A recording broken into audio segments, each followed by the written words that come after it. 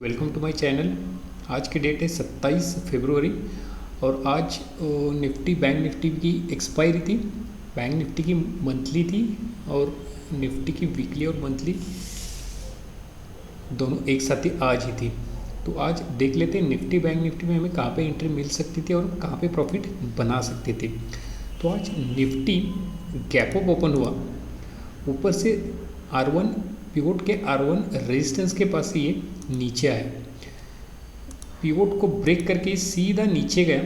2 दिन से ये नीचे एक सपोर्ट इसने बनाया था। ये सपोर्ट और रेजिस्टेंस कैसे ड्रॉ करते हैं मैंने कल वीडियो बनाया था, उसी का एक ये पार्ट है।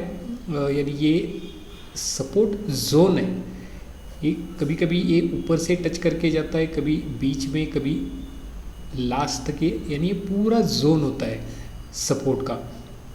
इसी तरह रेजिस्टेंस का भी जोन बन जाता है। यानी यहाँ पे अगर हम ड्रॉ करेंगे तो ये एक जोन बन जाएगा यहाँ से ऊपर तक। ये पूरा जोन में 2 दिन से मार्केट तो इसी जोन के अंदर है। तो आज देख लेते निफ्टी सुबह से कुछ एंट्री मिल नहीं रही थी निफ्टी में। पिवोट पॉइंट को भी इसने ब्रेक किया और ये नीचे आया। यहाँ पे इसने ये एक बुलिश इनसाइड कैंडल बनाया था इसने। यहाँ पे नेक्स्ट पे एंट्री बन सकती थी, यानी कि छोटा एसएल था, इसलिए यहाँ पे एक लॉन्ग पोजीशन एंट्री बन सकती थी। यहाँ पे एसएल छोटा था तो छोटे एसएल के साथ लेने में कोई हर्ज नहीं है हमें। और टारगेट 1:2 यानी 1:2 का हमें आसानी से मिल सकता था। तो ये 1:2 ये 1:2 का होता है टारगेट, तो ये आसानी से हमें मिल सकता था कुछ इस तरह।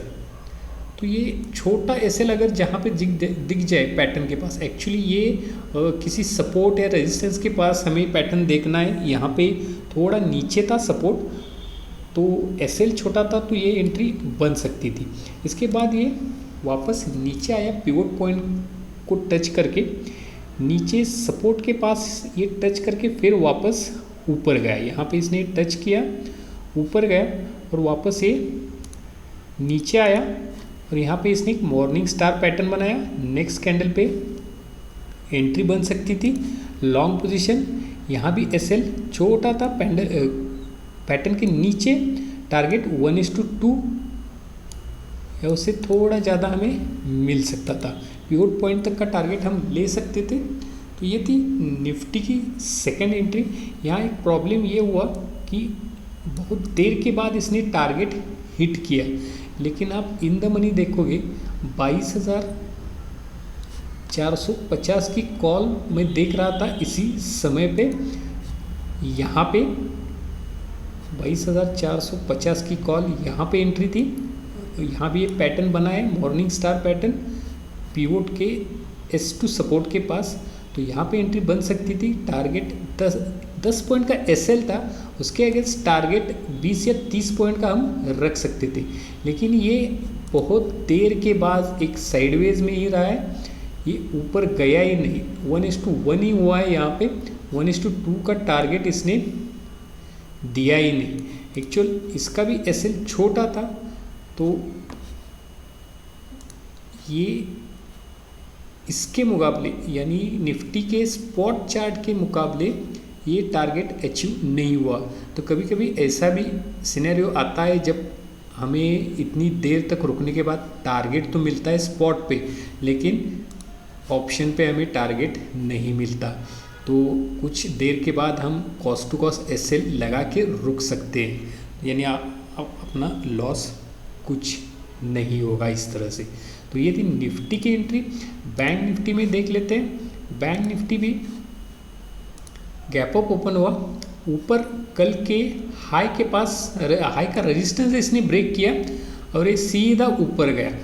जब ये फर्स्ट टाइम रेजिस्टेंस को टच करने को आया तो यहाँ पे एक एंट्री बन सकती थी इस टच के बाद, यानी ये इनसाइड कैंडल होता है, बन रहा है। इसके बाद ये छोटे से एसएल के साथ ये 1:2 का टारगेट इसने दे दिया होता। तो सेकंड टाइम भी ये टच करने को आया, ये रेजिस्टेंस था, तो ये ब्रेक होने के बाद ये सपोर्ट बन गया। तो यहाँ पे भी ये ऊपर नहीं जा पाया, ये साइडवेज हो गया था। इसके बाद इसी की वजह से निफ्टी भी नहीं अप नहीं जा रहा था, उसने भी बहुत ही थका दिया आज। और उसके एंड तक ये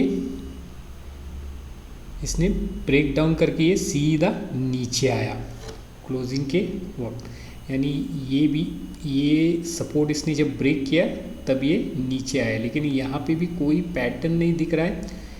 ये कल का रेजिस्टेंस था, उसको ब्रेक करके, मैंने कल के वीडियो में बताया था कि ये रेजिस्टेंस बार बार टेस्ट करता है तो ये कमज़ोर होता है और ये ब्रेक करने को ब्रेक होता है। तो ये कल भी इसने ये गैप अप ओपन करके ब्रेक ही कर दिया था। उसके बाद ये साइडवेज हो गया था, तो एंट्री तो कुछ बन नहीं रही थी बैंक निफ्टी में। आखिर में ये गैप डाउन हुआ, तब भी एंट्री मिल सकती थी, लेकिन कोई पैटर्न दिखा नहीं मुझे। तो ये थी निफ्टी बैंक निफ्टी की बैक टेस्टिंग। ठीक है, कल देखते हैं मार्केट क्या बिहेवियर करता है। Thank you.